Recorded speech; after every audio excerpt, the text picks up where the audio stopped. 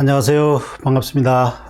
지난주에 유튜브를 시작한 이후로 처음으로 한 주를 쉬었습니다. 그래서 이 동네에 있는 그 남산에 올라갔어요. 지난주만 하더라도 저렇게 낙엽이 좀 있었는데 지금은 많이 떨어졌더라고요.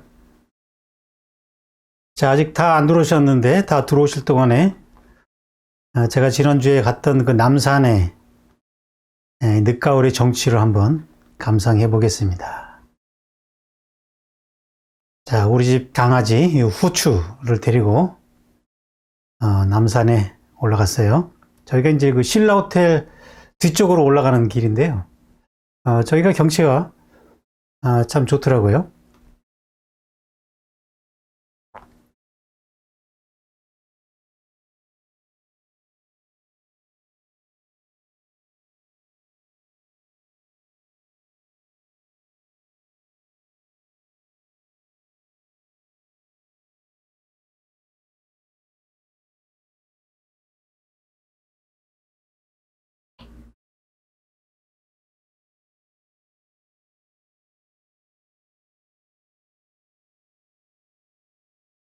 저 멀리 남산 타워가 보이죠? 아주 아슬하게 남산 타워가 보이고 있습니다. 올해 그 동계 창작 세미나 12월 16일부터 1월 22일까지 약 한 달 기간을 두고 창작 세미나를 진행할 생각입니다. 코로나만 좀 괜찮아졌으면은 지리산이나 제주도에서 같이 모여서 한번 하려고 했는데 지금 상황이 안 좋아져 가지고 소규모로 세미나를 해야 될 것 같아요. 그래서 앞으로 이 창작 세미나는 하계와 동계 7월과 12월에 두 차례에 걸쳐서 제가 진행할 생각이고요. 제가 이제 월요일 날 수업이 있기 때문에 월요일 날 수업하고 화요일은 제가 하루 종일 또 편집을 해요. 토요일부터는 또 이제 월요일 수업을 또 준비해야 되기 때문에 수목금 중에서 태기를 하시면 될 것 같아요. 팀당 뭐 1명에서 3명으로 이제 구성을 해서 저한테 이제 연락하시면은 이제 시간을 다른 분들과 이제 중복이 되지 않게 해서 수업을 하겠고요. 장소는 약수동에 있는 미학방송 스튜디오에서 하겠습니다. 그래서 오늘 수업은 이제 여러분들이 이 세미나 수업을 위해서 이제 준비해야 될 내용들에 대해서 좀 설명을 드리려고 합니다. 자, 그래서 이제 오늘 수업은 무엇을 왜 어떻게 제작할 것인가 라는 타이틀로 창작의 3요소에 따른 진단과 처방, 내 작품이 지금 잘 되고 있는지, 어디가 막혔다면은 무엇이 문제인지, 이 문제를 정확하게 진단을 해야 거기에 따른 처방이 있을 수가 있고 어떤 작품이 좋아질 수가 있는 거 아니겠어요? 내가 대가가 아닌 이상은 반드시 어딘가에 문제가 있는 거죠. 문제를 아는 사람은 개선이 될 수 있는 거지만 그걸 찾지 못하면은요 계속 그 습관이 지속이 되면서 잘 가고 있는 건지 굉장히 불안하죠. 그래서 오늘은 이제 제가 지금까지 작품 창작에 대한 수업을 제가 한 10몇 년 동안 해오고 있는 거거든요. 그 내용을 집대성해 가지고 사실은 제가 내년에 이 창작론을 먼저 쓰려고 합니다. 써야 될 책들이 많은데 지금 제일 저한테 시급하겠다고 생각하는 것이 창작론 같아요. 제가 대학에서 이번 학기에 강의를 해보니까 너무 주먹구구식으로 운영이 되고 있어서 창작론의 책이 교재처럼 하나 있어야 되겠다라는 그런 생각이 들어서 내년 출간을 목표로 창작론 지금 집필을 하려고 생각을 합니다. 그동안은 제가 이미지 연구소 시절부터 작가들과 창작론 수업을 오래 해왔기 때문에 벌써 한 15년 가까이 해왔기 때문에 어떤 좀 더 실질적인 내용을 좀 다룰 수 있지 않을까라는 생각이 들어요. 지금 우리나라 교육의 문제는 이론과 실기가 따로 놀고 있다. 이론 수업이 있기는 하지만 이론이 실기를 위한 이론이 아니라 이론을 위한 이론이다 보니까 실질적으로 그 작품에 도움이 되는 이론이 아니라 이론에 종속되는 쪽으로 끌고 가버린다는 거죠. 그래서 이제 논문도 보면은 뭐 작품 논문은 그냥 에세이를 쓰고 이론 논문은 그냥 이론이 중심이 되고, 그러니까 이상적인 작품 논문이 안 나오는 거죠. 창작이 중심이 돼가지고 그거를 보조해주는 이론이 돼야 되는데 그게 잘 안 된다는 거죠. 그래서 이 창작론 수업이 제대로 이루어지지 않는 한은 우리나라 미술 교육이 제대로 갈 수가 없겠다라는 그런 시급한 문제의식을 느끼고 창작론을 짚으려고 있는 거고요. 오늘은 이제 그 중요한 그 내용을 먼저 다루고자 합니다. 창작을 위해서는 몇 가지 어떤 그 전제 조건이 필요한데 어떤 방향성을 가져야 되기 때문에 창작의 방향성. 먼저 그 예술이 뭐냐, 제가 생각하는 예술이 뭐냐, 이것을 다시 한번 정리를 해봤고요. 그리고 이제 뭔가 좀 체계를 가지려면은 뭐 3요소 이런 게 좀 있어야 돼요. 그냥 무조건 그려라. 뭐 잘됐다 못됐다 이렇게 하는 것이 아니라 창작에는 3가지 요소가 있고 그 요소를 갖출 때 어떤 작품이 될 수가 있고, 문제점을 진단할 때도 그 3요소에 입각해 가지고 문제를 진단을 할 수 있다는 거죠. 어디에서 문제가 있는지. 이런 거 체계가 좀 필요하겠더라고요. 근데 이런 체계가 뭐 어디 있는 게 아니라서, 뭐 문학 쪽에서는 조금 있는 것 같아요. 근데 미술은 뭐 전혀 없고, 그래서 이제 제가 이것도 언어를 만들어 가면서 해야 되기 때문에 뭐 쉬운 작업은 아니더라고요. 아무튼 저의 그 경험을 토대로 해서 지금 이 작업을 지금 해가고 있습니다. 그리고 창작의 3요소에 따른 그 항목별 진단과 처방에 대해서 다루겠고요. 오늘 다룰 이 내용에 따라서 자기 작품을 한번 이렇게 점검해 보시면 될 것 같아요. 창작의 3요소 중에서 내가 지금 어느 부분이 잘 되고 있고 어느 부분이 약점이 있는가 하는 점들을 스스로 진단을 하시면 되고요. 이런 그 기준을 가지고 어느 부분이 문제가 있는지를 진단을 한다는 거죠. 그냥 무조건 뭐 좋다, 문제가 있다 이렇게 말하면 안 되잖아요. 어떤 근거에 의해서 말을 해야 되기 때문에 이런 체계를 좀 세워봤습니다. 먼저 이제 제가 생각하는 그 예술이 뭐냐, 이런 그 예술의 방향이 잡혀야 이 창작도 그쪽으로 끌고 갈 수 있는 거거든요. 뭐 그동안 뭐 예술에 대해서 많은 사유를 했고 또 뭐 정리도 많이 했지만 가장 최종적인 하나의 아웃컴이라고 할 수가 있고요. 자, 한번 읽어보겠습니다. 예술은 창조적 미의식을 목적 삼아 편견과 관습의 경직성과 대결하여 표절을 반칙으로 규정한 일종의 창의력 게임이다. 결국에는 뭐 예술이라는 것이 우리가 뭐 실용적인 걸 위해서 하는 건 아니잖아요. 하나의 그 스포츠처럼 게임이라는 거죠, 게임. 게임은 게임인데 창의력 게임이고, 모든 게임에는 목적이 있고 그 다음에 그 목적을 이루는 것을 막는 적이 있어요. 그 다음에 규정이 있어요. 반칙을 규정한다고요. 예술도 목적이 있고 적이 있고 규정이 있고 반칙이 있고, 그러니까 목적은 미의식이다라는 거예요. 창조적 미의식이고, 그 다음에 대결하고자 하는 적은 편견과 관습의 경직성이다. 경직성. 그리고 반칙은 다른 사람 거를 표절하는 거. 그건 창의적인 게 아니죠. 그건 반칙으로 규정을 하고 있다는 거죠. 이 게임으로 하려고 해야 된다. 게임을. 그래서 이 게임의 룰에 입각해서 자기 스코어를 매길 수가 있는 거죠. 그죠? 모든 게임은 이 수준의 평가가 가능하거든요. 스코어를 통해서. 예술도 그게 가능하다고 보는 거죠.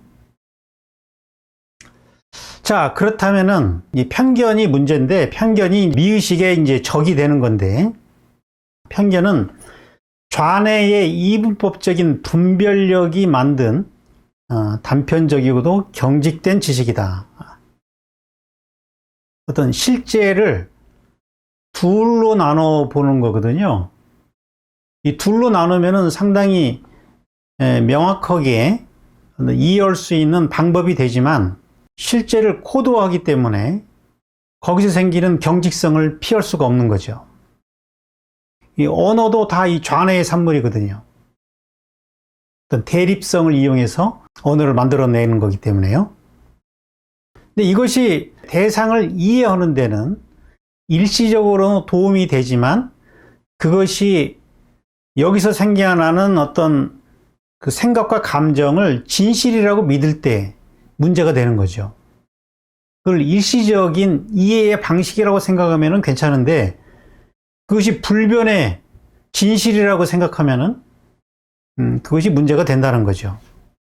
그래서 예술은 이 편견과 싸우는 거죠, 결국.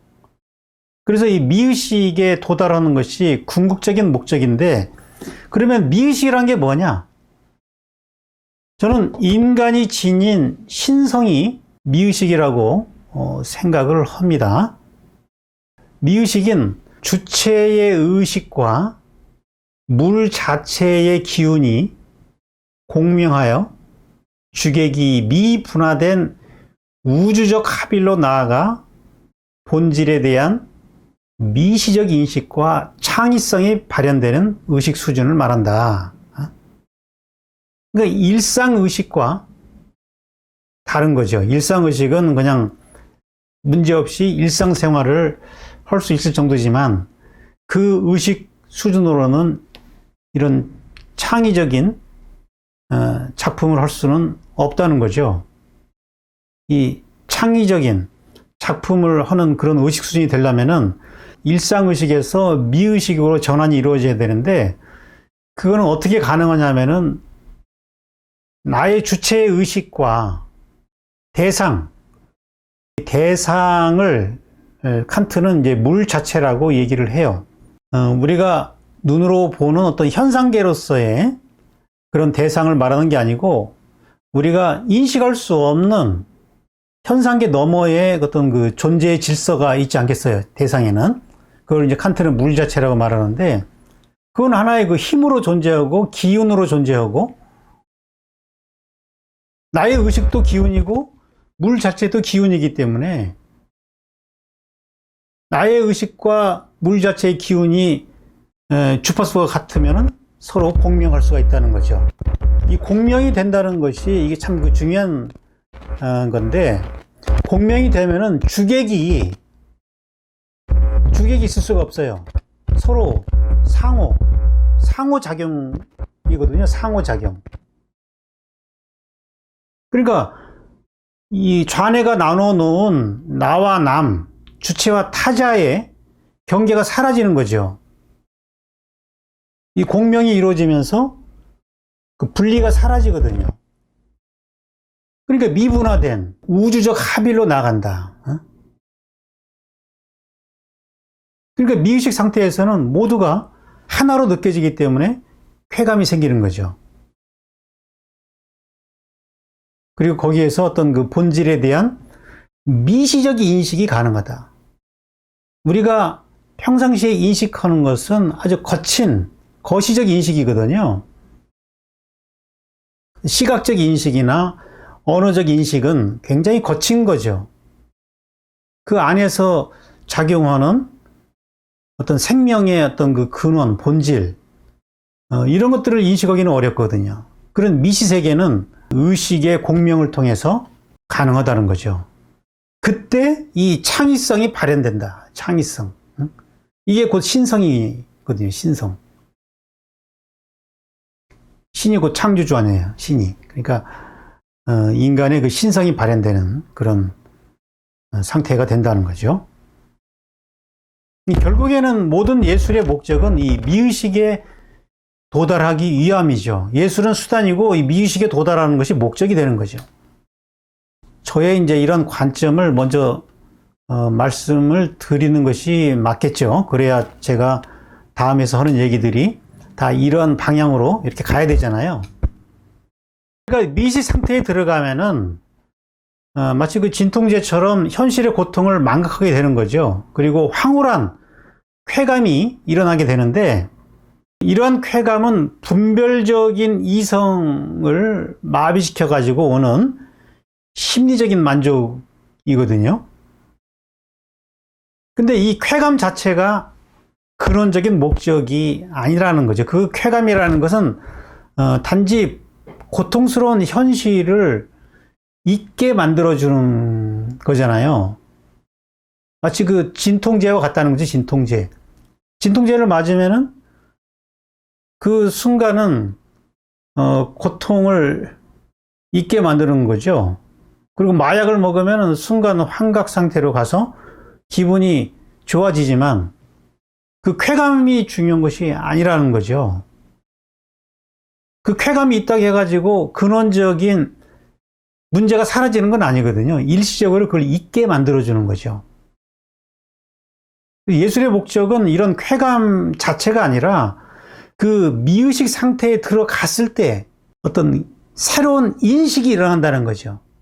쾌감이라는 거는 그 새로운 인식에 따라오는 거죠. 부수적으로 따라오는 것이지, 이런 쾌감을 추구하다 보면은 그 현실 도피적이 되는 거죠. 현실 도피적인. 저는 예술은 현실 도피가 아니라고 봅니다. 현실의 문제를 해결하기 위한 것이지, 현실을 피해서 열반의 경지에 들어가고, 종교는 그럴지 모르겠어요. 종교는 열반 그 자체가 목적이 될 수 있겠지만, 예술은 그래서는 안 된다고 보는 거죠. 그럼 뭐가 궁극적인 목적이냐? 예술의 궁극적인 목적은 시각 너머에 존재하는 실제계로서의 물 자체의 본질적 구조를 인식하고, 자, 인식. 쾌감보다도 중요한 것이 인식이라는 거죠, 인식. 내가 이 미시세계에 들어가면은요, 인식하는 게 달라지는 거거든요. 거시적으로 이렇게 보던 방식과 아주 그 원자 차원의 그 미시적인 세계로 들어가서 보면은 그 풍광이 달라지는 거거든요. 그래서 1차적으로 인식이 이루어지면은 그 다음에 그거를 이제 표현의 문제가 되죠. 표현. 그 표현의 방식은 과거의 굳어진 양식과 다른 새롭고 창의적인 표현을 하거나, 그 창의적인 표현이라는 것은 내가 물 자체의 그 신비 세계를 경험했기 때문에 그 경험에 입각해가지고 표현을 할 경우에 그 표현이 살아있는 표현이 될 수 있는 거죠. 아니면은 그게 표현이 불가능한 거죠, 원래. 그래서 표현의 불가능성을 말하는 거. 이것도 괜찮아요. 이렇게 가면은 조금 개념적으로 가는 건데, 이 개념 미술은 다 이런 식으로 접근하고 있는 거죠. 표현을 하기가 불가능해. 그러니까 기존에 표현한 걸 가지고 문제 삼아가지고 그 표현한 거를 해체시키는 방식. 그래서 어떤 잘못된 집착을 일단 깨주는 역할. 이것도 의미가 있는 거죠. 새롭고 창의적인 표현을 하든지 표현이 불가능하다는 것을 말하든지, 이것이 예술적인 말하기 방식이라고 생각을 합니다. 자, 그래서 제가 생각하는 예술이란 뭔가를 말씀드렸고, 그러면 그런 예술에 들어가기 위해서는 기본 요소를 갖춰야 되는데, 창작을 위한 3요소를 대상, 주제, 형식으로 봤어요. 첫째는 대상이 있어야 된다. 왜냐하면 의식이라는 것은 홀로 존재할 수 없어요. 반드시 대상과 공명을 통해서 이 미의식이 일어나는 거기 때문에 대상이 없이는 미의식도 없다. 반드시 대상이 있어야 되는 거예요. 무엇을 그릴 것인가? 만들고자 하는 대상이 있어야 될 거 아니겠어요? 물론 대상은 다 있겠죠. 그러나 단순히 대상 그 자체가 문제가 아니라 대상을 통해서 뭔 얘기를 하고자 하느냐? 왜 그 대상을 다루느냐? 대상을 통해서 뭔가 하고자 하는 얘기가 있기 때문에 다루는 거 아니에요? Why? 메시지가 있어야 되나요? 메시지가. 그리고 그 메시지를 어떻게 형식적으로 표현할 것인가. 형식에 문제가 있다는 거예요. 형식. 아무리 주제가 좋아도 그걸 표현하는 형식이 설득력이 없으면은 결국 예술은 이 조형 언어가 안 되면 안 되는 거거든요. 그래서 이 형식이 중요하지만 이 형식이 있기 위해서는 먼저 대상이 있어야 되고, 대상은 주제를 위함이고 주제는 형식을 위함이다. 그래서 형식을 파고들면은 주제가 나오고 대상이 나와야 된다는 거죠. 자, 이것이 서로 이 기어처럼 맞물려야 돼요. 서로 맞물려서 돌아가게 되어 있거든요. 자, 그럼 하나씩 다뤄보도록 하겠습니다. 여러분들이 작가 노트 쓸 때 이 대상, 주제, 형식을 분리를 해놓고 쓰는 습관을 들이는 게 좋습니다. 그래야 자기가 약점이 어딘지를, 대상의 문제인지 주제의 문제인지 형식의 문제인지를 파악할 수가 있어요. 여러분들이 뭐 병원에 가서 자기 병을 진단할 때도 내과적 문제인지 외과적 문제인지 또는 뭐 정신과의 문제인지 이걸 알고 거기에 따른 의사를 찾아가야 되잖아요. 그냥 아무 데나 가서 몸이 아프다고 그러면은 처방이 곤란해요. 어디가 아픈가를 알아야 거기에 따른 처방이 되거든요. 작업을 할 때도 그냥 뭔가 좀 안 풀린다. 작업이 잘 안 된다. 굉장히 모호한 얘기. 병원 가서 그냥 아프다 하는 얘기랑 똑같아요. 정확하게 진단이 이루어질수록 처방도 정확하게 나올 수가 있는 거거든요. 그러려면은 1, 2, 3번을 나눠라. 나누고 서로 이 내용이 대상에 들어가는 내용인지 주제에 들어가는 내용인지 형식에 들어가는 내용인지를 일단 그 칸 안에 넣는 것부터 훈련이 돼야 돼요. 그래서 오늘은 이 각각 그 항목에 들어가는 내용들을 좀 더 세부적으로 설명을 드려서 요 항목에는 어떤 내용을 써야 되는 건지를 좀 더 자세하게 다뤄보도록 하겠습니다. 자, 먼저 이 대상은, 대상을 정하는 거는 무슨 의미가 있느냐. 먼저 이 창작이라는 거는요, 여행이 아니라 등반과 같다는 것을 이해를 하시는 게 필요해요. 여행과 등반의 차이는, 여행이야 뭐 그냥 놀러 가는 거잖아요. 스트레스 해소용으로 놀러 가는 거지만, 등반이라는 것은 자기 한계를 도전하는 거거든요. 자기 능력의 한계를 도전하는 거예요.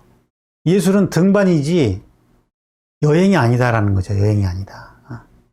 그래서 이 창작의 대상을 정하는 것은 등반가가 자신의 등반할 산을 정하는 일과 같다는 얘기예요.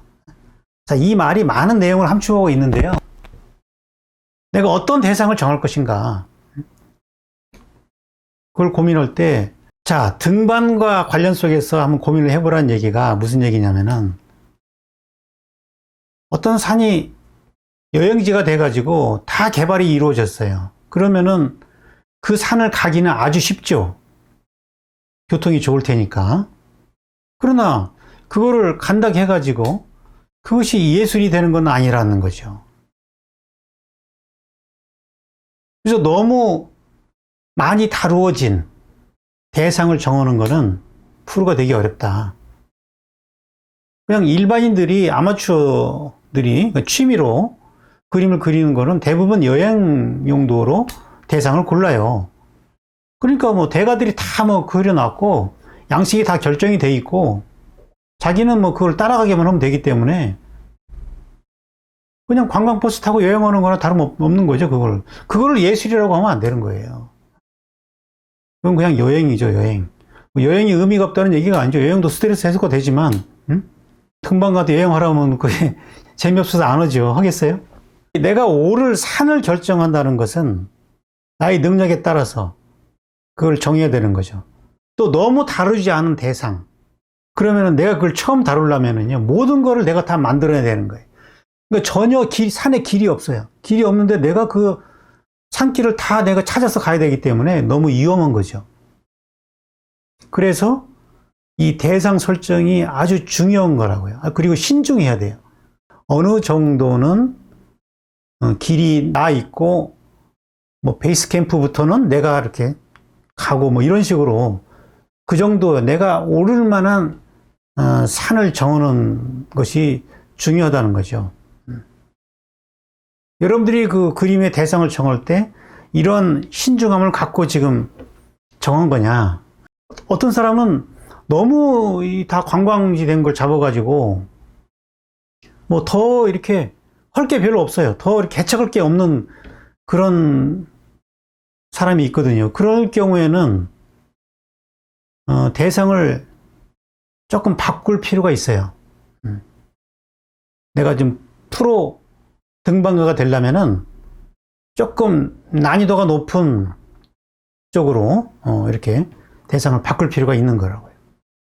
그래서 제가 이제 세미나 때 이제 점검하는 부분이 이 대상에서 그 사람의 적절한 그 대상을 갖고 있는가. 이제 여러분들은 그 산에 대한 정보들이 많지 않기 때문에 글로 올라가면은 길이 어디까지 나 있고 어디서부터는 자기가 가야 되고 이런 걸 이제 좀 누가 좀 가이드를 해줘야 되거든요. 그 다음에 이제 이 대상을 다룰 때 어떤 깊이의 문제거든요. 모든 대상이라는 것은 현상계의 표층 의미와 물 자체의 심층 의미를 지니고 있다.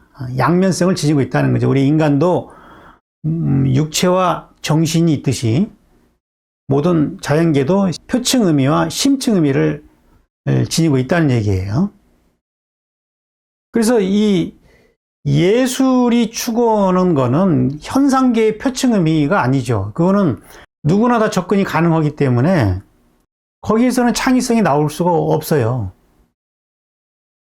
근데 그 대상이 갖고 있는 내면, 이거는 눈으로 볼 수 없는 거기 때문에 어떤 직관적으로 시면을 들여다봐야 되기 때문에 이게 쉽지 않은 거예요.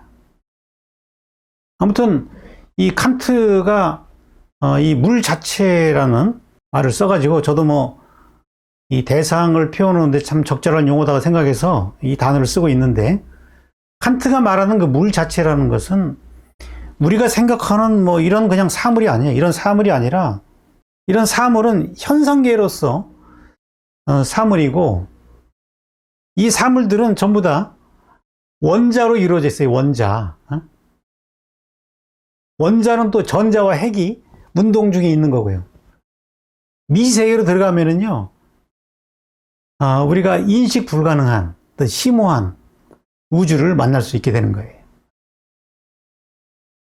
그러니까 우리가 아는 사물은 표면을 아는 것이지 심층을 아는 건 아니다. 모든 사물은 그 자체로서 신비를 간직하고 있는 거예요. 그 심층에 들어가면 거기에 우주적 정보가 들어있고, 우리가 이성을 통해서 인식할 수 없는 불가지성을 지니고 있다. 불가지성. 이 지식화할 수 없는 그 지점을 갖고 있다는 거죠. 자, 이런 그 대상에 대한 존중감, 존중이 있어야 되는 거죠. 그죠? 저건 나무야. 저건 산이야. 그건 내가 바라보는 현상계가 전부라고 생각하기 때문에 깊이 들어갈 수 없는 거죠, 대상에. 그래서 우리가 바라보는 대상과 물 자체, thing in itself, 그 자체가 갖고 있는 본질은 다른 것이다 라는 거죠. 우리는 항상 우리의 감각 능력에 따라서 대상을 보기 때문에 우리는 주관적으로 대상을 보는 것이죠. 사실은 객관이라는 것은 불가능의 영역이죠. 그래서 칸트 이후의 미술, 철학이나 미술을 보면은 완전히 이 패러다임이 바뀌는 거죠. 이 객관에 대한 신뢰가 무너져 버리는 거거든요. 그래서 이 대상에 대한 심층 의미를 통찰하는 것이 필요하고, 그러려면은 대상에 대한 특별한 관심과 애정이 있어야 된다. 애정이 있어야 대상과의 관계가 깊어질 수 있고, 그래야 물 자체에 대한 인식의 정도가 달라진다. 물 자체를 완전히 이해할 수는 없어요. 칸트가 말한 대로. 그 물 자체라는 거는 신입니다. 신성이에요. 그냥 신성. 우주의 정보고. 그러나 인식할 수 없다고 접근할 수 없는 건 아니에요. 이 서양 사람들은 그걸 또 이분법으로 생각해가지고 인식할 수 없기 때문에 인식 헌거를 해체하는 쪽으로 접근하거든요. 그게 포스트 모더니즘이죠. 그죠? 후기 구조주의라는 것은 그 해체예요. 해체. 인식 불가능하기 때문에 진리라는 것을 알 수 없다. 근데 동양 사람들은 그렇게 생각 안 해요. 그건 이분법이고 인식할 수는 없지만 접근할 수는 있는 거잖아요. 도가도 비상도. 도라는 거는 붙잡을 수 없지만 그렇다고 해가지고 이 도를 포기하는 건 아니에요. 무의자연을 통해서 끊임없이 이 도에 가까이 가려고 하는 거죠. 그건 정도의 문제죠. 정도. 이 정도적 사고, 이분법적 사고가 아니라 정도. 어느 정도 물 자체에 가까이 가는가. 그 가까이 가는 정도에 따라서 인식의 수준이 달라지는 거죠. 산을 얼마나 오르냐 따라 가지고 풍광이 달라지는 거죠. 정도의 문제라니까요, 그거는.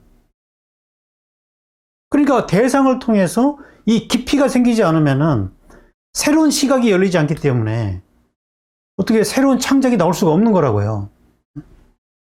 그래서 대상을 자기 애인 고르듯이 골라야 되는 것이고, 창작이라는 것은 나와 대상 사이에 사랑의 결실이다. 사랑이 깊어지면은 나의 DNA와 대상의 DNA가 결합돼 가지고 그 사이에서 그 양쪽의 그 DNA가 결합돼서 태어난다는 거죠. 이게 창작이라는 거죠.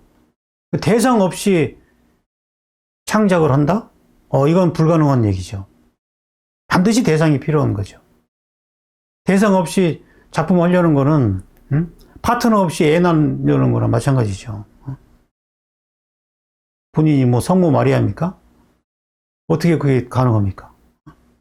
그리고 그냥 대충 손이나 잡고 차나 마시고 한다고 그 애가 나오겠어요? 진도가 나가야 되는 거죠. 진도가. 사랑이 깊어져야 된다는 얘기죠. 깊어져야 된다. 대상과. 그리고 그게 바로 나오는 것도 아니에요. 어떤 기간이 필요해요. 기간. 처음에 그 기간까지가 그 대상을 찾고 배우자를 찾고 결혼을 해서 애를 낳기까지 기간이 필요해요. 10개월인가 기간 있잖아요.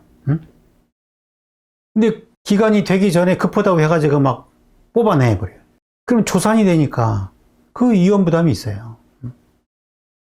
충분히 대상을 설정하고 그 대상에 대해서 깊게 이렇게 몰입하면서 거기에서 뭔가 새로운 이 느낌을 만들어내 가지고 그 느낌을 이제 표현하려고 그 기간이 필요하다는 거죠.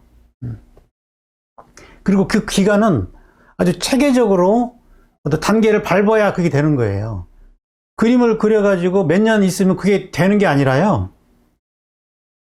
대상을 찾고 사랑을 하고 10달을 기다리고 이 기간들이 다 필요한 거라고. 이 과정을 거쳐야 되는 것이지 그냥 그림만 하면은 저절로 작품이 나오는 게 아니라는 거죠. 그 과정을 거쳤냐 안 거쳤냐 이게 중요하다는 거죠. 그래서 이제 작품을 보면은 그 작품에 나의 기질과 그 대상의 성격이 같이 들어있어야 되는 거예요. 만약에 같이 안 들어있다 그러면 이제 의심을 해봐야 되는 거죠. 그거는 부모가 다를 수 있잖아요. 또 자기가 사랑을 해서 난 자식이 아닐 수 있다는 얘기죠. 자, 이론적으로는 지금 다 잘 이해가 되고 있죠. 이론적으로 먼저 이론적으로라도 먼저 이걸 이해를 하고 그리고 실제로 적용을 하려고 하는 것이 필요한 거죠. 그러면은 우리가 어떻게 이 표층적인 수준에서 심층의 수준으로 나갈 수 있는가? 대상에 관한 표층 의미에서 물 자체의 심층 의미로 나아가기 위해서는 먼저 대상에 대한 충분한 자료 연구와 스스로의 사유가 병행되어야 한다. 자, 내가 대상이 분명한가 안 분명한가를 확인하는 방법이 있는데요. 그게 뭐냐면은 그 대상에 대한 자료를 내가 모으고 있는가 안 모으고 있는가를 보면 알아요. 내가 대상이 나의 무의식이다. 그럼 그 무의식에 관한 어떤 선행 연구들을 또는 그렇게 그린 작가들의 자료들을 모으고 있는가? 그 안 모으고 있으면은요, 대상이 없는 거예요. 그리고 자료는 많은데 그냥 모든 자료를 다 모으고 있는 것이 특별하게 한쪽으로 자료가 이렇게 집약이 안 된다. 그것도 대상이 없는 거예요. 대상이 생기면은 범주가 좁혀져야 되는 거예요. 특별한 그 대상에 관한 자료들이 이렇게 축적이 돼 있어야 되는 거예요. 지금 그게 되고 있는 걸 한번 점검해 보고요. 그리고 그 자료만 가지고 해결이 안 되죠. 그 자료라는 것은 등산에서 이미 그 길이 난 거를 말하는 거예요. 창작은 길이 안 난 데를 가야 되거든요. 그러나 길이 나 있는 데를 내가 길이 나 있는지도 모르고 또 그 길을 낼 필요는 없는 거 아니겠어요? 그래서 자료를 보는 거라고요. 일단 대상과 관련된 자료를 일단 다 모아야 됩니다. 모으고 나한테 필요한 것들을 더 선별해내고, 이런 것이 이제 그 논문 쓰기의 이제 과정인데, 이게 대상 설정이 안 되니까 이 부분도 잘 안 되고 있는 거죠. 그리고 이 자료에다가 사유가 더해져야 돼요, 사유. 사유는 본질을 향해서, 물 자체를 향해서 돌진에 들어가는 그 힘을 사유라고 그래요. 생각하고는 좀 다른 겁니다. 생각은 그냥 수동적으로 과거의 것이 떠오르는 수준이지만, 사유는 하나의 대상에 내가 의지를 가지고 능동적으로 몰입을 통해서 그 안으로 들어가는 거예요. 이 사유가 되려면은 판단이 없는 호기심이 있어야 돼요.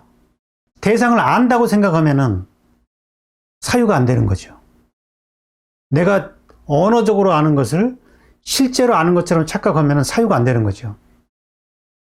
내가 아는 것이 하나의 그 현상계로서 표층 의미를 아는 것이고, 심층 의미, 그 안에 들어가면은 우주적 신비가 있는 그 물 자체에 속성이 있다는 그런 존중, 대상에 대한 존중이 있을 때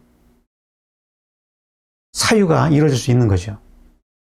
그래서 이 사유라는 것은 자료가 없는 것을 사랑을 통해서 얻어내는 거예요. 대상에 대한 사랑을 통해서 정보를 얻어내는 거예요. 사랑이 깊어지면 대상과 내가 하나가 되기 때문에 대상을 아주 미세한 것을 느끼게 되는 거거든요. 그 느낌으로 이해하는 거예요. 자료는 어떤 지식과 정보로 얻는 거고, 사유는 그런 정보 없이 내가 사랑을 통해서, 몰입을 통해서 이 대상의 느낌을 캐치해내는 겁니다. 이 두 가지가 병행이 돼야 되는 거예요. 그러니까 예를 들어서 설명드리면은 자료라는 것은 이미 난 길을 따라서 가는 거고요. 사유라는 것은 그 길이 막힌 지점에서 내가 스스로 길을 개척하는 거예요, 사유는. 그래서 그 사유의 흔적들을 작업 노트에 항상 이렇게 쓰고 그런 작업을 해야 되는 거예요. 여러분들의 그 노트에는 여러분들이 자료에서 뽑아낸 그런 주옥 같은 문장들이 있어야 되고요. 그리고 사유를 통해서 도달한 그 내용이 있어야 돼요. 그 사유는 그 자료에는 없지만 내가 그 대상을 호기심을 가지고 확 파고들어서 그럼 딱 뭐가 이렇게 알아지는 게 있다는 거예요. 이 사유 능력이라는 게 굉장히 중요하다고요. 예술가도 이 사유가 안 되면은 안 되게 돼 있다니까요. 왜? 그래야 어떤 자기 창의적인 부분이 도달할 수 있는 건데, 그래서 작가 노트를 가져와 보면은 이 사람은 자료에 대한 공부가 안 돼 있구나. 사유를 안 하는구나라는 것을 알 수가 있는 거죠. 제가 학교라면은 숙제 검사하듯이 노트 가져와라 해가지고 검사하고 하면은 여러분들 실력이 팍팍 늘겠지만 구조적으로 그렇게 할 수 없기 때문에 스스로 그거를 하시면 도움이 많이 될 것 같습니다. 그 다음에 대상이 그럼 반드시 하나만 있어야 하느냐? 뭐 그럴 필요는 없죠. 뭐 나는 이 대상에도 관심이 있고 저 대상에도 관심이 있다. 나는 사회에도 관심이 있고 나의 어떤 내면에도 관심이 있다. 뭐 그런 사람이 있을 수 있잖아요. 그래서 뭐 이 여러 대상을 뭐 동시에 하는 것도 가능은 하지만 근데 이제 그렇게 되면은 좀 산만해지죠, 아무래도. 아니, 산을 올라갈 때 하나의 산을 오르고 나서 그 다음 산을 오르는 게 낫지. 이 산쯤 올라갔다가 좀 이 산은 또 올라가고. 이거는 이 높이 못 올라가요. 그렇게 올라가면은. 등산을 그런 식으로 하면은 매일 그 중턱까지만 왔다 갔다 한다고요. 하나로도 제대로 정복하는 게 필요하잖아요. 남녀 관계도 그런 거 아니에요. 이 프로 바람둥이들은 그 한 파트너가 끝나고 다음 파트너를 만나지 막 동시에 막 양다리 걸치고 그러지 않는다고. 최소한의 예의 아닙니까? 예의. 예의를 좀 지켜야 되는 거죠.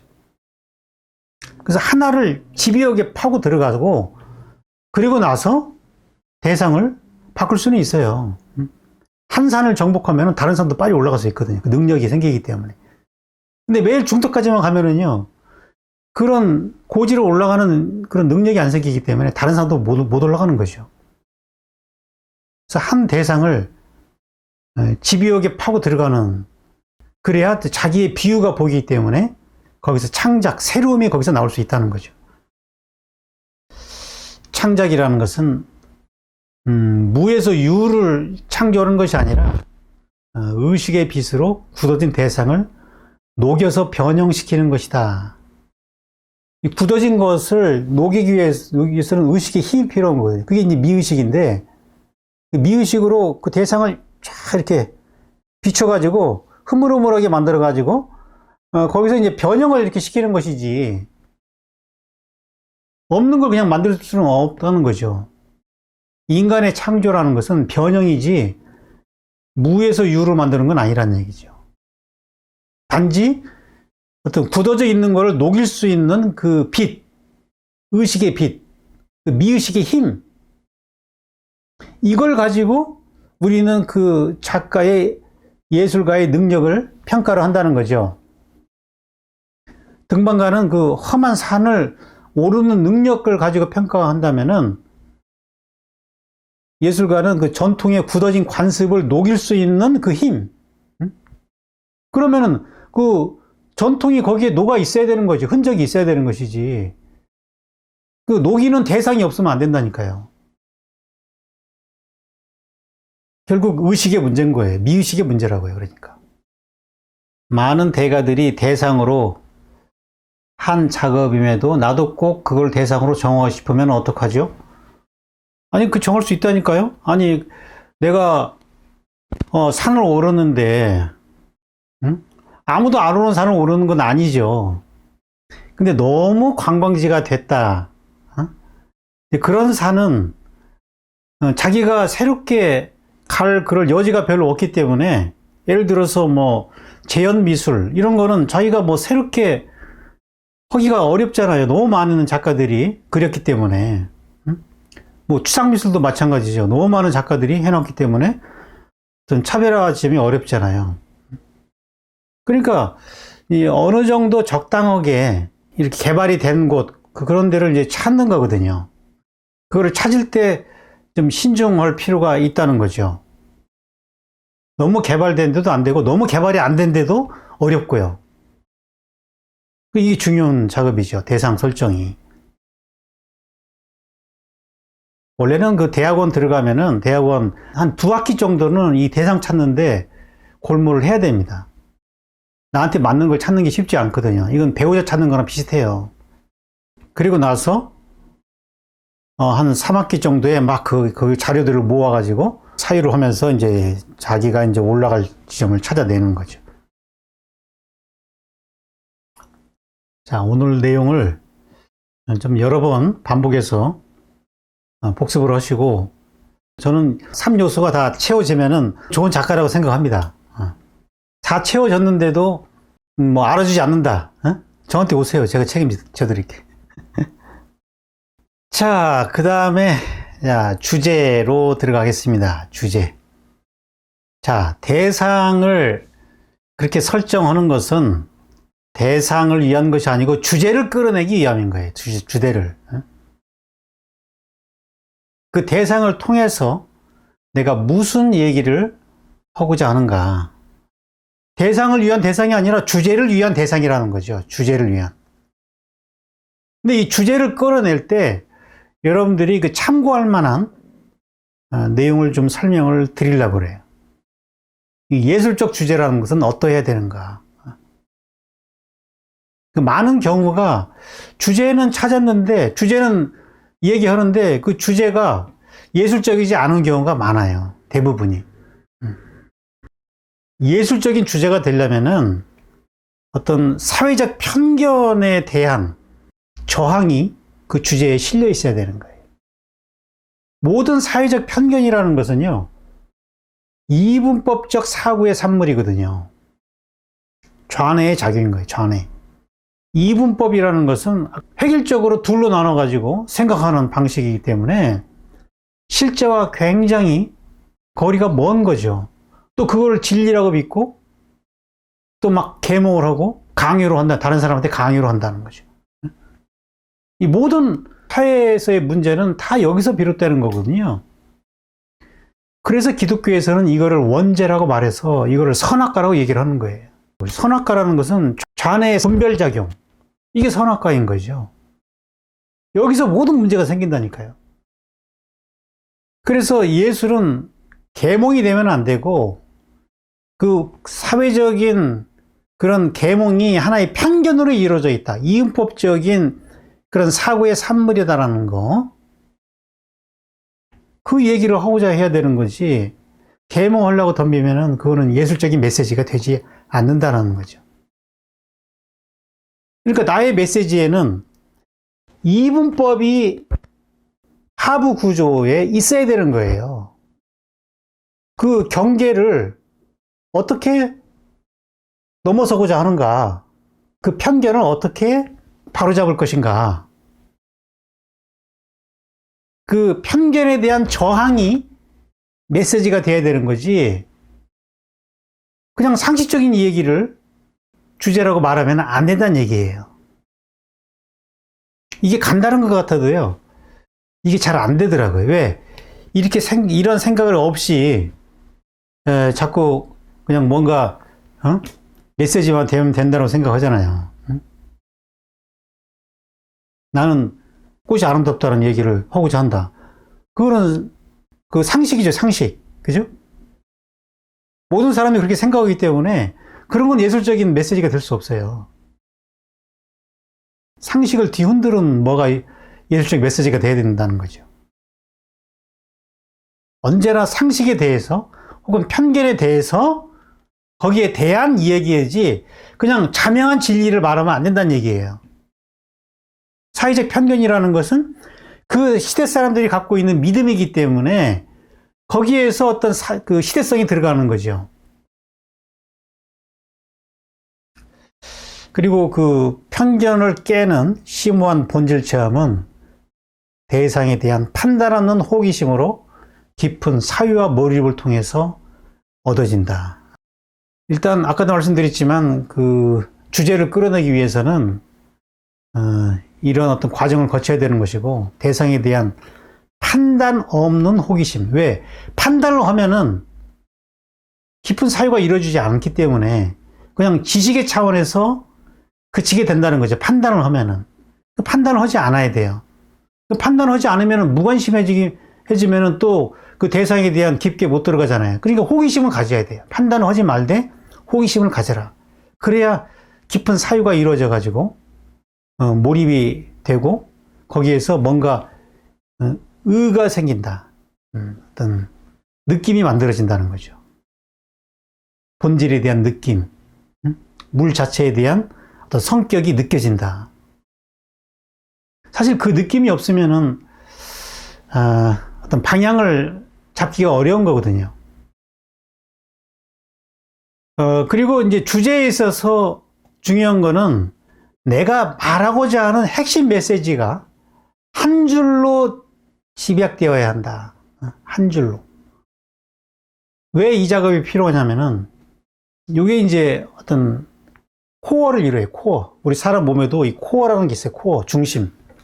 이 중심이 무너지면은, 이 전체가 다 분리돼 버려요, 다. 사람의 건강에서 가장 중요한 것이 요 뼈대, 코어. 이 코어를 바로 잡는 거거든요. 그래야 병이 없는 거거든요. 그래서 필라테스 같은 거 할 때 보면은 그 코어 운동 많이 하잖아요. 코어 운동. 그래야 이제 거기에 붙어 있는 것들이 안정되게 기능을 발휘할 수가 있는 거고, 어떤 그 핵이죠, 핵. 중심에 있는 핵. 말하고자 하는 그 많은 내용에 그 핵이 있어야 되는 거예요, 핵. 이 지구도 저 핵이 있고요. 세포도 핵이 있고, 원자도 핵이 있고, 우주도 핵이 있고, 다 핵이 있어요. 핵이 있어야 존재하는 거예요.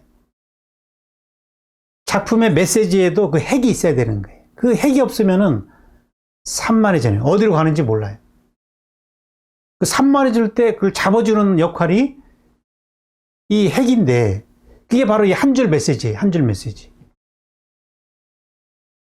그래서 대상이 잡히고, 뭐 주제가 잡히면은, 그 다음에는 주제를 한 줄로 집약시키려는 노력을 해야 되는 겁니다. 이거 쉬운 작업 아닙니다.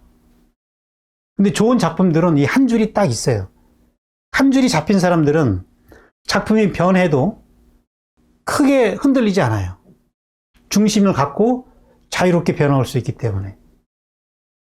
근데 핵이 없는 사람, 핵이 없으면은 변할 때 자기 중심이 없으니까 뭐 누구 작품이지? 뭐 다른 작가의 작품처럼 막 왔다 갔다 해버린다고. 그래서 이 한 줄 메시지까지 가기가 참 오랜 시간이 필요한데, 아마 꾸준히 이 작업을 하셔야 된다는 얘기입니다. 그리고 한 줄 안에는 사회적 편견에 대한 저항과 본질적 이상에 대한 지향이 그 한 문장 안에 압축되어 있어야 된다는 거죠. 그런 문장을 만들기 위해서 노력을 해야 된다는 거죠. 작가들이 그림만 그려서 되는 게 아니라니까요. 뭐 그림 안 그릴 때 항상 이런 생각을 하면서 이런 내용을 충족시켜 주려고 노력을 해야 된다는 거죠. 그래서 결과적으로 예술의 메시지라는 것은 상식적인 명제나 이분법적 계몽이 아니라 모호하고 시적인 우주적 본질을 상기시켜 줘야 된다. 뭔가 우리가 지식으로 도달할 수 없는 그 신비의 세계를 이렇게 열어 보여야, 그걸 막 단정 지으려고 하지 말고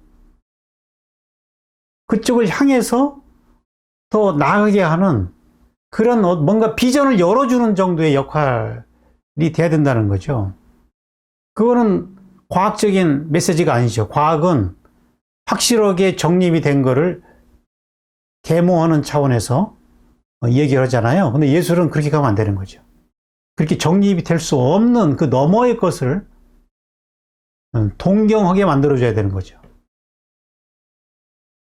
그래서 이 모호성, 몽환적인 어떤 시적인 특성이 느껴져야 된다. 메시지도 그렇고 작품도 마찬가지죠.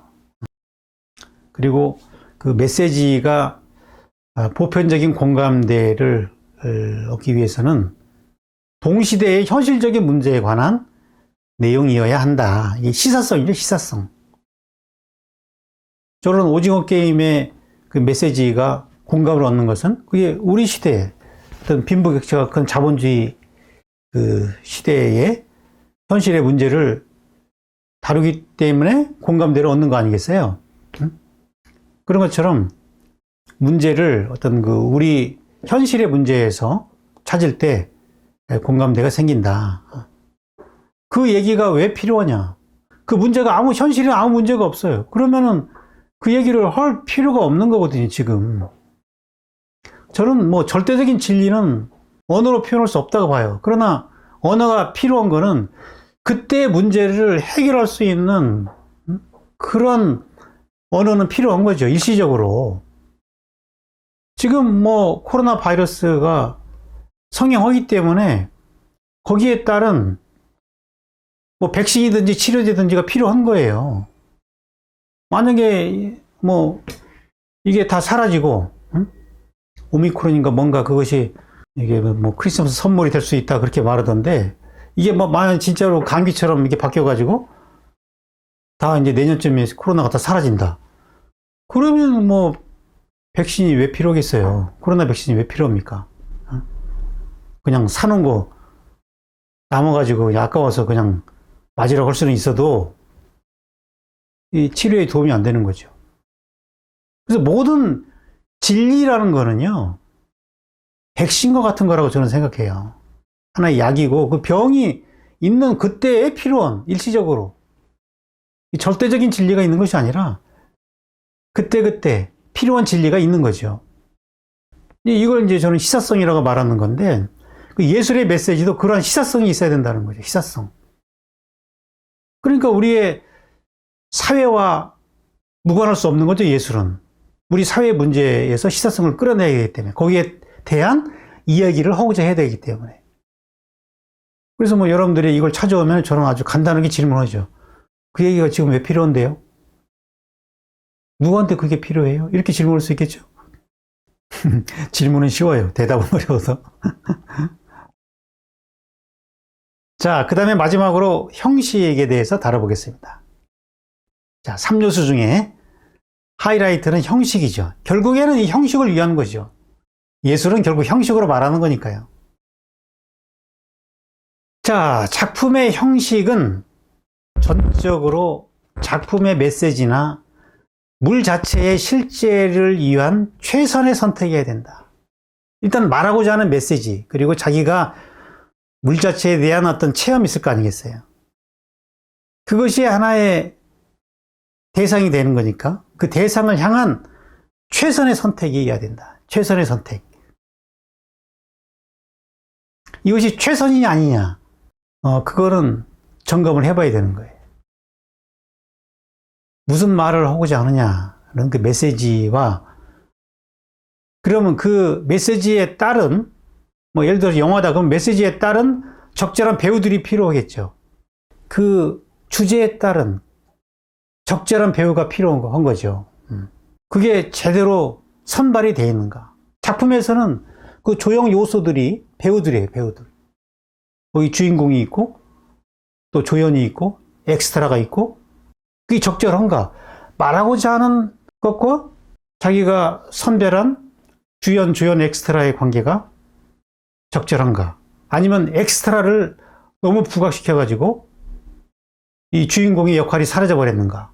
이런 것들을 섬세하게 따지는 거예요. 그러니까 이 작품의 양식을 논할 때는 반드시 주제와 관련 속에서 이 얘기가 돼야 되는 거예요.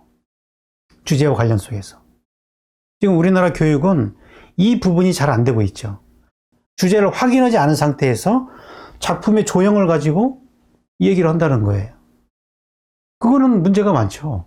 주제에 따라서는 완전히 뭐 상반된 조형을 갖고 갈 수도 있거든요. 예를 들어서 포스트 모던적인 주제를 갖고 있는 작품들은 이질성이라는 것이 작품을 위해서 필요한 거예요. 근데 모더니즘적인 주제를 가진 작품들은 그거는 통일성이 필요한 거예요. 근데 작품의 주제가 모던적이냐, 포스트 모던적이냐를 그거를 확인하지 않은 상태에서 포스트 모던적인 주제를 가진 사람한테 통일성을 요구한다. 그러면 작품을 잘 그릴수록 주제와 벗어나게 되겠죠. 자, 이런 문제가 우리 교육에 아주 심각한 문제를 초래하고 있다는 거죠. 선생들이 자기의 기준으로 삼고 있는 자기의 주제를 가지고 학생들의 주제와 동일시해가지고 거기서 평가를 해버리면은 그 학생들이 추구하는 바와 달리 자기식으로 끌고 가게 되는 거거든요. 그러면 뭐 제비깔이 나오겠어요? 그 학생 자기 가야 될 길이 있는 건데. 그래서 이 부분은 작품을 가지고 이야기하는 거는 굉장히 신중해야 돼요. 그러니까 다른 사람이 자기 작품을 평가를 하는 것들 상당히 걸러들어야 돼요. 모든 평가가 의미 있는 게 아니고 저 사람이 나의 주제를 이해하고 하는 얘기인가? 아니면 그냥 일반적인 미의 기준을 가지고 하는 얘기인가? 그거를 판단해가지고 걸러들여야 되는 거지. 그냥 일방적으로 다 수용했다 보면은 그냥 갈 길을 잃어버립니다. 그래서 모든 다른 사람의 평가라는 거는 반드시 어떤 입장에서 하는 얘기인가를 봐야 돼요. 그리고 그 입장이 나의 의도, 나의 주제와 다를 경우에는 그거는 참조를 안 해도 되는 거예요. 근데 이제 주제와 맞는 평가일 때 그거는 참조할 만한 거죠. 그 지적은. 이게 막 뒤섞여가지고 그걸 판단 못하면은요, 누구 말을 들어야 될지, 어떤 말이 옳은 말인지 헷갈려요. 그러니까 주제까지가 나와주는 게 중요하고, 형식은 주제와 관련 속에서 항상 논의가 이루어져야 된다는 거죠. 그리고 이제 뭐 기존에 나온 형식들이 있기 때문에 그 기존의 작가가 더 효율적인지 그 주제를 표현하는 것이, 아니면 내 방식이 더 효율적인 그 효율성을 가지고 또 논의를 해봐야 되는 거거든요. 그래서 작품의 형식은 되도록 이전 시대와 다른 동시대의 표현법이어야 한다. 이를 위해서는 역사적 전통을 살펴야 된다. 이것이 돼야 이제 시대성이 느껴지거든요. 이 작품을 딱 보면, 이 작품이 어느 시대에 만들어졌을 것이다. 이 작품을 봤더니 이게 중세시대 작품 아니야? 이거 조선시대 작품 아니야? 이렇게 생각하면 곤란하잖아요. 이 사회가 얼마나 지금 긴박하게 변하고 있습니까? 코로나 이전과 코로나 이후도 또 사회가 많이 바뀌었잖아요. 그리고 젊은 세대와 20대, 뭐 10대와 또 50대, 60대는요, 이 세대 차이가 많이 나가지고 이 쓰는 말이 달라요. 뭐, 예를 들어 조선시대에는 뭐 어르신, 뭐 진지 잡수였습니까? 이렇게 고상하게 말한다면은, 뭐 요즘 젊은 사람이 쓰는 용어는 그런 게 아니죠. 압축된 용어로 자기들이 쓰는 언어가 있잖아요. 이게 다르다고요. 시대마다 이 쓰는 그 언어가 달라요. 세대마다 다르고. 이제 그것이 시대성을 담보를 해줘야 과거와 달라 보인다는 거죠. 그래서 이 동시대성에 관한 문제, 어떤 것이 이 시대적인 감각인가라는 것들을 파악하는 그런 작업도 필요하고, 그러려면은 이 역사적 전통을 살펴야 돼요. 형식의 미술사적, 형식적 전통이죠. 그래서 과거에 어떤 형식이 이렇게 왔고, 그거는 그 시대에 맞는 형식이었구나. 그럼 지금 시대에 맞는 형식은 뭘까? 이런 걸 고민하면서 21세기적인 어떤 형식을 만들어내야 되는 거죠. 그래서 그 형식에는 그 시간과 공간이 들어가 있어야 되는 거예요. 시간이라는 것은 과거가 아닌 그 동시대성이 들어가 있어야 되는 것이고, 공간은 이제 그 지역의 특성이 들어가는 건데, 그래야 이제 차별화가 되는 거거든요. 그래서 우리가 미술사 공부를 하는 거예요.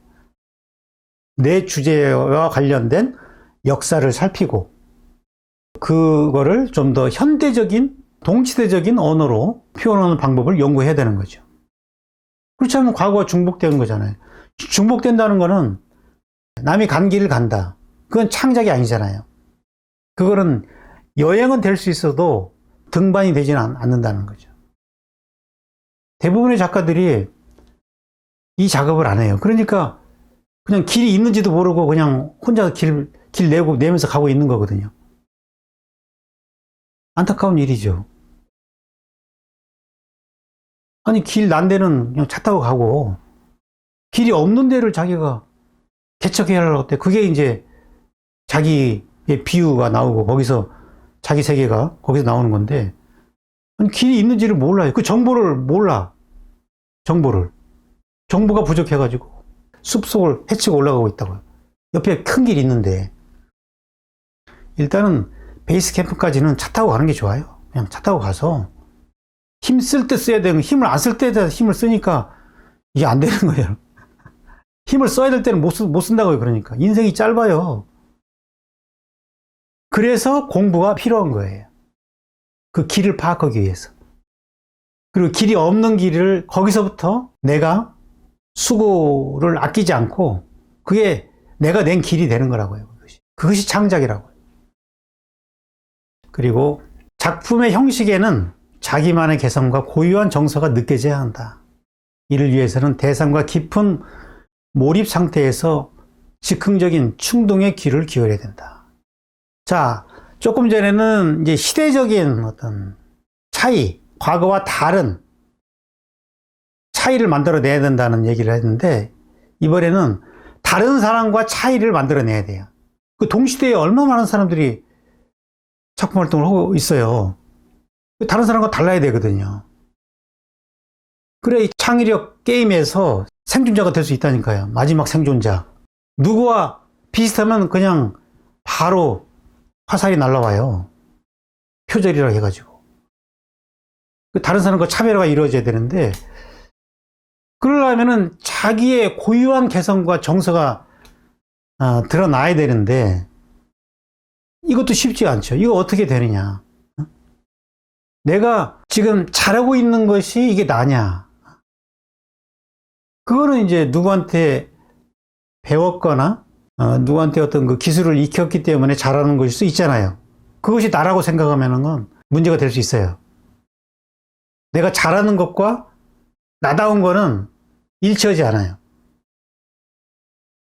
그러니까 내가 잘하는 것이 나라는 것을 항상 의심해야 되는 거예요. 내가 더 좋아하고 잘하는 게 있을 수 있다는 그걸 열어놔야 돼요. 그럼 나를 어떻게 찾느냐? 나의 고유한 형식을 어떻게 찾느냐? 그거는 오히려 나의 어떤 그 기술이 막혔을 때 내가 드러날 수 있어요.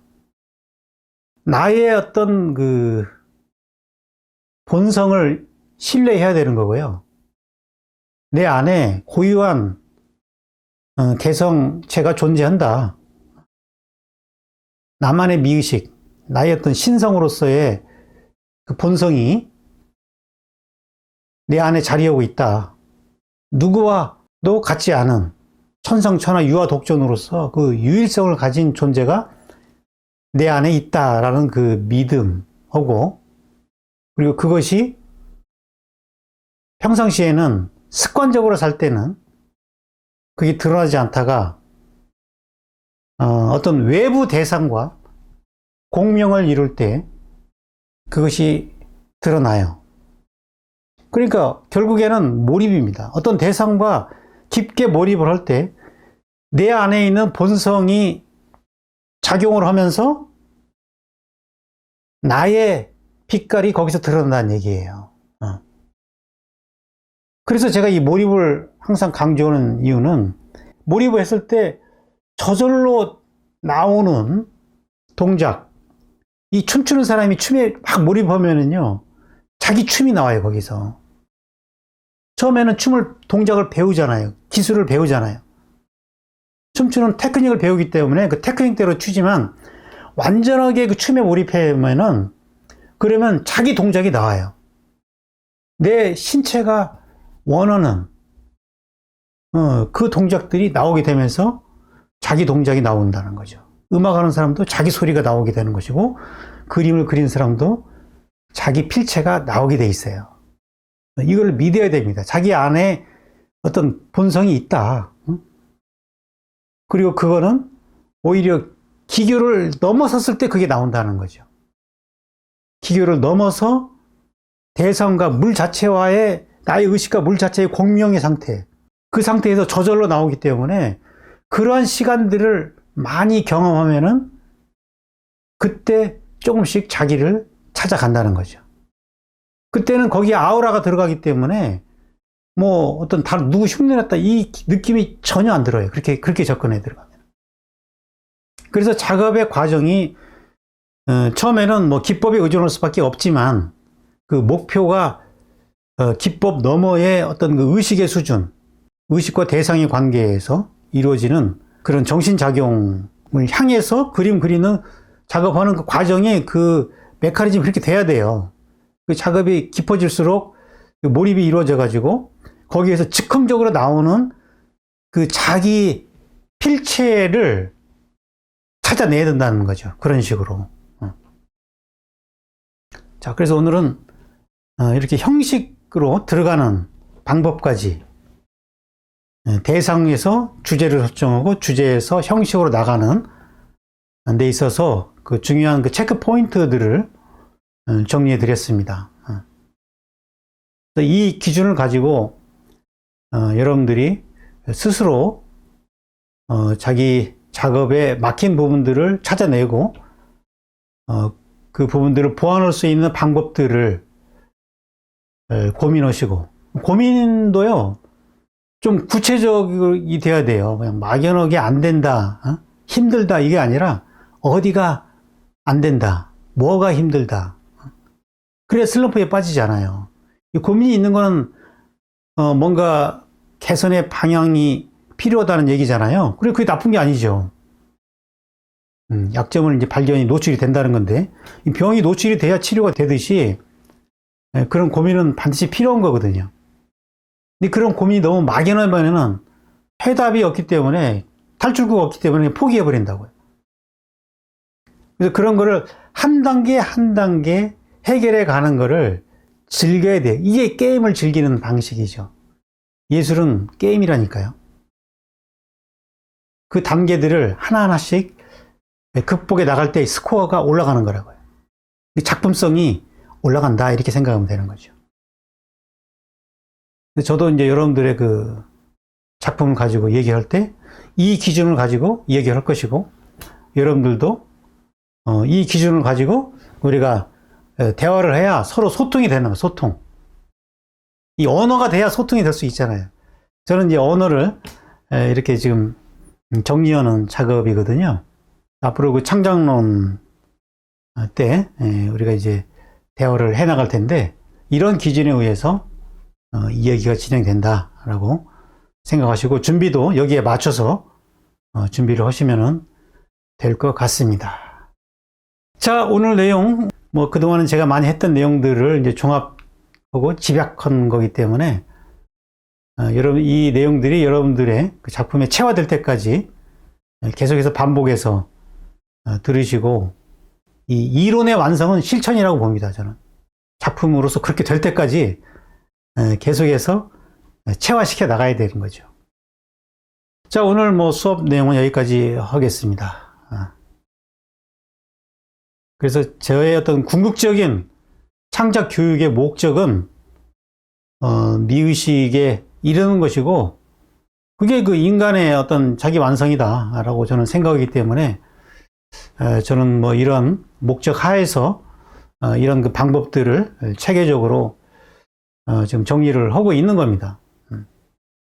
저는 뭐 서양에도 이론가들이 뭐 이렇게 체계화 작업을 누가 하고 있는지는 잘 모르겠어요. 근데 제가 알기로는 뭐 이런 체계는 저는 없는 걸로 알고 있습니다. 그냥 작가들이 다 가르치는데 자기 경험에 의해 가지고 그렇지, 이런 언어가, 언어적 체계가 안 돼 있는 거죠. 그리고 목적, 이것도 어디를 끌고 가냐거든요. 저는 이런 목적도 아무튼 제가 이제 뭐 동양 사상 또 한국 미학을 했기 때문에 거기가 입각해서 방향을 다 잡은 것이고, 인간의 길과 예술의 길이 그 만나는 그 접점에서 다 많은 그 고민을 거쳐가지고 이런 그 체계를 잡고 있는 거니까요. 뭐 이것이 하나의 뭐 저의 주관적인 방법일 수는 있지만, 뭐 이것이 하나의 스쿨이 될 수 있다고 봐요. 어차피 뭐 객관이라는 게 어디 있어요. 스쿨이 있을 뿐인 거죠. 여러 스쿨이 있어서 뭐 그런 뭐 스쿨의 어떤 장단점을 서로 나누면 좋은 거죠. 그죠? 제가 미학 방송을 통해서 제가 가고자 하는 방향이 이런 것이다라는 것을 오늘 여러분들한테 말씀을 드렸습니다. 아무튼 오늘 또 긴 시간 수고하셨고요. 다음 주에 또 새로운 내용으로 찾아뵙겠습니다. 수고하셨습니다. 안녕히 들어가세요.